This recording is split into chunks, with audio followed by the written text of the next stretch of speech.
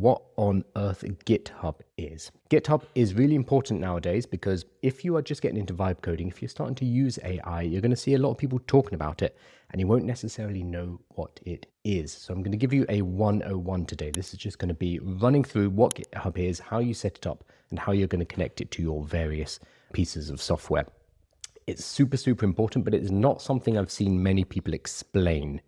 GitHub is not just for coders. The simplest way to think about GitHub is it's going to become a shared file system for all of your different AI tools and for yourself as well. You're going to connect everything up to this shared folder. We call it a repo, which is short for repository. It becomes this source of truth that everything is connected to. Super, super important when you are working across multiple AI tools. So for example, I use Claude Code, I use Codex, I use Lovable. I've got it connected on various computers. So my Mac Mini that I'm working on right now and my laptop, I need to make sure that my project, whether it's a code project like a website or an app, or a second brain where I create content from, is going to be synchronized across all of these different places. That's what we use GitHub for. So it means your projects are going to have one home. Super, super important. Sounds complicated. It is not. I'm going to walk you through the setup process and you're going to see just how we do it. This is one of my favorite cartoons or comics. This is from XKCD, basically saying this is Git. It tracks collaborative work on projects through a beautiful distributed graph theory tree model. And he's asked, cool, how do we use it? No idea. Just memorize his commands and type them to sync up. If you get errors, save your work elsewhere, delete the project and download a fresh copy. So Git and GitHub can get quite technical. You're going to set up an account, you're going to connect it to your tools, and they're going to automatically sync. They're going to push, pull, commit, etc. We'll go through what this means in a moment and keep your work in a good, solid order. So if you do want to get into it, have a look at these. So let's have a look. Why should you care? So without GitHub, what's going to happen is you're going to end up with your project in lots of different states, in lots of different places. So you might have a version that you started in Lovable, and then you've got one that you might have in Cursor. Maybe you've got some work that you did in Claude Code, and that doesn't sync up with everything else. Maybe you have an old version of it on your laptop compared to your desktop. It's a bit like before we had cloud storage for our documents, before we had things like Google Docs. We would often have different versions of spreadsheets, different versions of Word doc, and you'd have, in the file, it would be V1, V1.1, V2, new. That's what happens to your code projects if you do not use GitHub. You end up with all of these different versions. You don't know which one is the most up to date. Absolute nightmare. With GitHub, we put everything in one central folder, and that becomes the source of truth for every single tool that we connect to it. Super important if you are ever going to work on a project with more than one person. Specifically today, we're talking about how you're going to be vibe coding. You as a solopreneur, you as somebody who's setting up a business, it's probably just going to be you, for now at least. But this is super important if you're working with a team of people, because it allows multiple team members, multiple developers to work on different elements of a website, different elements of an application without crashing into each other. Super important. But for you, it's just going to be a single source of truth connected to all of your different applications. So think of it like Google Docs, basically. It is a shared project folder, like Google Drive, like Dropbox, like any cloud storage solution that you use. Yes, there's version control, so you can track every change, you can go back if things break, but at its core, it is just a shared folder with your files for your website or your application or whatever project you're working on in one place. It's not that much more complex than that. So let's have a look at how we actually set it up.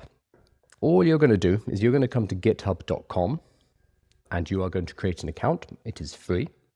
You're going to fill in some basic details, and then it's going to allow you to create repositories. A repository is just a fancy term for a folder, basically. You can create a repository name. So I can say test repo for stream, and we can choose the visibility. So it can either be public or it can be private. So let's say you're working on a project that is just you and you don't want anyone else to have access to, you're probably going to choose private. If you're creating something where you want people to be able to branch off of your work, to be able to collaborate with you on your work, then you would go public. So this is a public repository that you can branch, you can clone, you can work on, you can contribute to.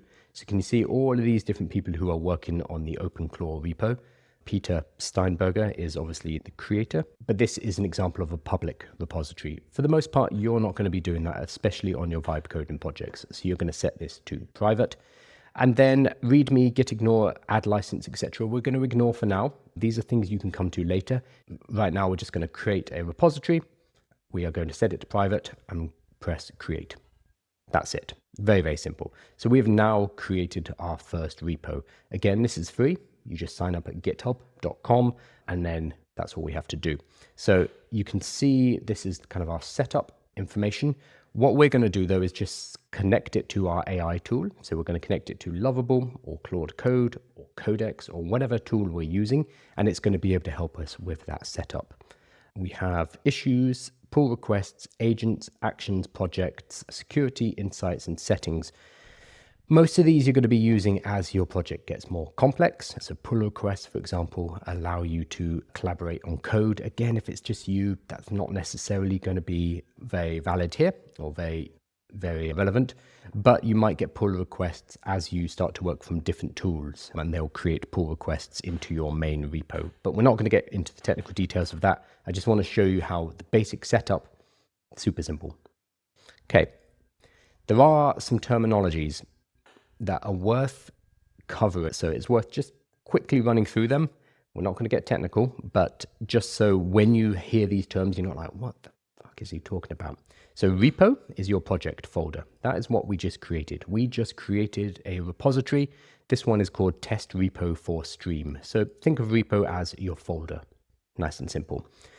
Commit is when we make a new save point, when we are committing files into that repo. So let's say we make some changes to our website via our AI tool. We then need to commit to them, basically saying, okay, these are ready, good to go, into the repo. So committing is saying, cool, these are the changes, and making a new save point. Nice and simple. Push. If you are working on your local computer, so you're working on your desktop, let's say you are in ChatGPT Codex, you're going to work with ChatGPT Codex on a session, you're going to put together a new web page, for example. Once you are happy and you're at a place where you want to commit, you want to create a new checkpoint, a new save point, you are going to push. So the files are sitting on your local system, on your desktop or your laptop. We are going to push them up to the repo. That's all it means. We're going to send changes up to the repo. So it's our way of committing our files to the repo. The other thing we can do is pull. This is the opposite of the push. If I have done some work on my desktop computer on Codex and I've pushed it to the repo, let's say I now leave the house, I go to a coffee shop, I'm enjoying a frappe, I'm having a nice time sitting in the sun with my laptop, but I want to continue my work. At this point, I will pull the latest changes down from the my private repository, which is in the cloud, that's in GitHub. I'm going to pull them onto my laptop so that I can continue my work. So the simplest way is this is saving. This is how you save, and this is how you load from a checkpoint. And then we have a few other things that get more complicated, like cloning. This allows you to clone a repository into your project. So something like OpenClaw, or let me see, what other repositories? There are lots of public repositories out there. We can actually create clone versions of them if the license allows us to do so. So let's look at a Claude skill. Here we go, public repository for agent skills. We would be able to clone this into our own project if we needed to make it copy, and then we can work from that copy. What cloning is, very cool in open source software because they allow you to clone and to work on it as long as you follow their license. Now, let's say I have a website that is up and running, or I have an application that is up and running, and I want to add a new feature. Let's say I have a new sales page that I want to add to my website. Now, when I am working in Claude Code, when I'm working in Codex, I'll be creating new versions of this sales page, adjusting headlines, adding videos, adding images, etc. And as I go along, I'm going to be committing. But I don't want to be committing into the public page, not before it is ready, especially if this is something that could potentially break the rest of my website. Let's say that I'm adding some new e-commerce functionality, and if I push it live to the whole public site, it could potentially crash everything on the site. So what we do in that case is we branch our code. We're going to create basically a little copy of our code base, and we're going to work inside of this branch on the experimental feature. We're then going to test it inside of that branch. And when we are happy, when we know that it's not going to break everything, we're going to merge it back into our main branch. So again, this is getting a bit more technical, and this is something you're going to be doing later with GitHub, but it's good to know the term anyway. So you're going to branch, do your experiment, work out your new feature, do the more risky thing, then you're going to merge back in. So there's a lot of lingo connected to Git and GitHub. These are probably the main ones you need to know. You do not need to know all this stuff. You do not need to know fully how this works when you get started. So just set up the account and you can work it out as you go along. And as always, if you run into trouble, ask ChatGPT. Very, very simple. So the really cool thing about GitHub is you can connect it to all of your tools, and I highly recommend you do that. That allows you to build, edit, synchronize, and deploy across your whole ecosystem. You can do very cool things like, let's say I'm building I might start a project in Lovable. From Lovable, I'll show you what this looks like. I can then connect my project to, I haven't used Lovable recently, but here we go. I can connect my project up here in the top right of the screen, click on this little GitHub icon, and that will allow me to synchronize the project over to GitHub. So I click on that, I can connect GitHub, I can choose the repository, and it will connect up with my repo. What that then allows me to do is, say I've started a project in Cursor, I can now continue to work with that same project in Claude Code. I can work with that same project in Codex. I can put it into Cursor. I can work with it wherever I want. So for example, my AI with Kyle website, I actually started this in Lovable years ago, put together the basics in Lovable, then ported it over to Claude Code. And now I work in both Claude Code and Codex inside of this project. So you can be very, very flexible as long as you have that combined repository, which allows you to connect everything together. It also allows you to work across multiple devices. So often I will start my work day here I'm in the gallery at the moment, but I will shoot my live stream. I will then take the transcript, throw it into Claude Code on my desktop.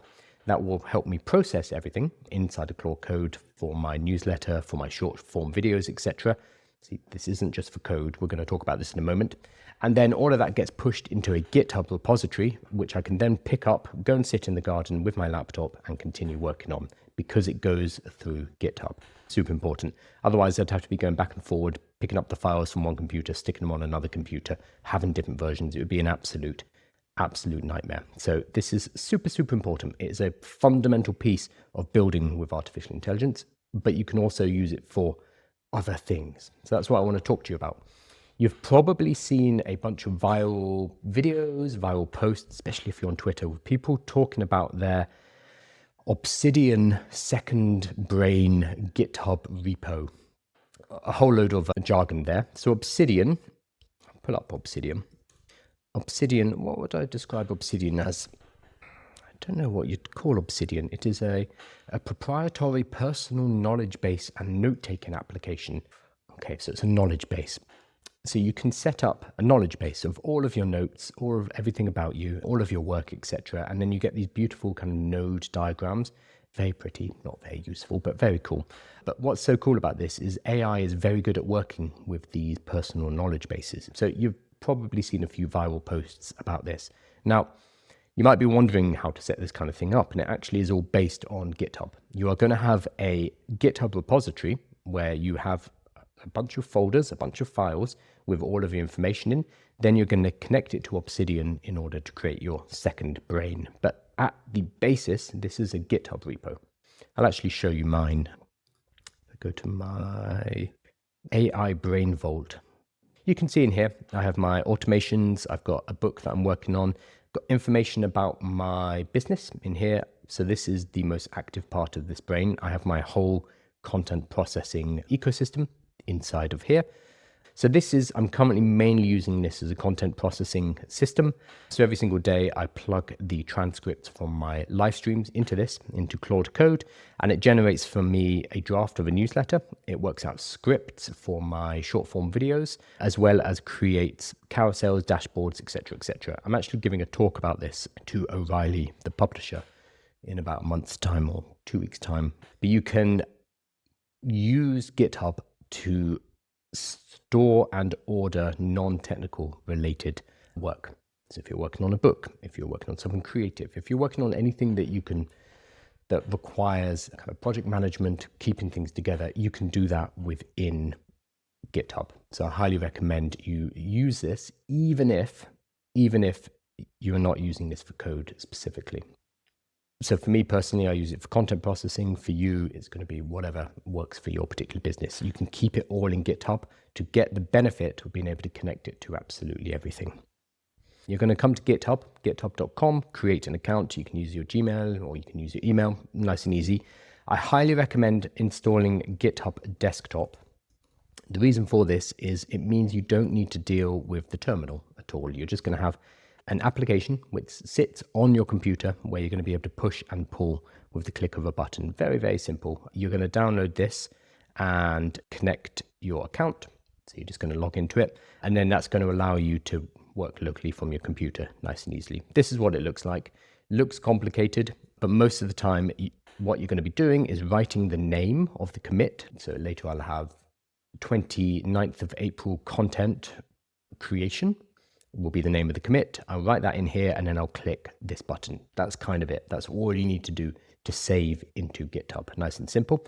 And then to grab, let's say you move to another device or you want to make sure your version on your current device is up to date, you're just going to click this button here, pull origin. So you can ignore most of this. For the most part, this here at the bottom commit is going to be for saving, and this is going to be for loading the latest version of your repo. Nice and simple. You're then going to, once you have the desktop application created, you're going to create a folder on your computer. I personally have mine in documents/GitHub/ whatever the name of the project is. And then you're going to synchronize that with GitHub. And then you're going to open up that folder in whatever your AI tool is. So it might be Claude Code, it might be Lovable, it might be Cursor. Whatever it is, you're going to connect it up to GitHub, and that's going to create that link between the local version on your computer and the version that the AI is working with. So very, very simple. The first time you do it, you'll probably run into trouble. Just ask ChatGPT. Just say, hey, I'm trying to do this thing that Kyle said. He says I should do a GitHub for my projects. I don't know what any of that means. And he was using lots of jargon. How do I do it? And ChatGPT or Claude will walk you through step by step and just say, look, I don't know what this stuff is. Help me. Nice and simple. And you can also open it up in Obsidian if you want a nice interface to be able to see everything. Okay. Now, when you do set up a project for the first time, there are some best practices in terms of setting up a readme.md, setting up your folder structure, working out what kind of files go where. This kind of stuff, you can read about the best practices and you can do it manually. Or once you have connected to your AI tool, you can say, hey, I'm working on a new project. This is what the project is. I've given you a clean repo. I've given you a clean folder. Can you do a best practice setup based on what we're trying to build? So this should be part of your early build process. You talk to the AI and you say, this is what I want to build. Interview me, work out how we're going to build this together, and then use all of that to build up my repo so we can get started. So you can just kind of get AI, especially for your first project, to deal with this for you. You don't need to manually make the folder structure yourself. So AI will help you with that folder structure and get you started, so you don't need to worry about it too much. And then there's some best practices. These are things that you're going to work out over time. You don't necessarily need to commit after every single change. So let's say you've changed a couple of lines on a website. That doesn't necessarily warrant a commit. I would say commit once you've done a decent size of work, but not so much that it would be painful to roll back on. So this is kind of best practices, but at the same time, you don't want to make multiple pages on your website or build multiple features in your application before committing it. You basically want each commit to be a kind of independent piece of work that you can label. You can give it a name and you know exactly what that step was. So it's a discrete step of a moderate size without it being like line by line by line by line, because that's just going to be a waste of your time. So I just want you to go ahead and create your account. We're going to worry about best practices. We'll worry about advanced usage. We'll worry about the power features later. You don't need to do that right now, because the more detail I give you, the less likely you are just to actually set up the account. So all you're going to do is go and create a GitHub account on github.com, install GitHub Desktop, make a repo. Maybe it's your personal knowledge base, maybe it's an AI project that you want to build. You are going to connect it to your AI tool of choice. So if you have not vibe coded before, right now I recommend ChatGPT Codex.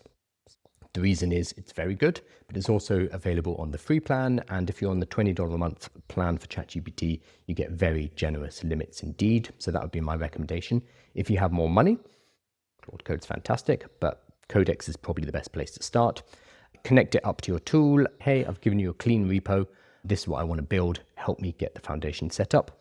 And then do one little action. So go ahead and create a draft for a homepage if you're making a website, for example, and then commit it, just so you can see what the commit and push process looks like. And then for bonus points, go onto another computer, install GitHub, or do this on your phone, up to you, and then pull it so that you can see the synchronization across the different devices. So this is all you need to do. It's going to take about 15-20 minutes, but then once you've got this in place, for all your projects from now on, I would create a repo just so you have a centralized place for all of your file. So that's it. That is your one to do. Create one repo today and you're going to be set. And learn all the basic, learn the complex things later. Again, if you do want to get into it a bit more, have a look at this. It's from Wizard Zines, I'm never quite sure how to say it, from Julia Evans, and she makes fantastic explainer comics basically about how these technologies work. So you can see some examples here, a bit more technical, but I think quite interesting if you want to get under the hood and learn how this technology is working. Again, though, as XKCD says, doesn't really matter. For most of us, we're just using it to save and load our work. We're just doing it in a nice cloud folder that's supplied to us by GitHub.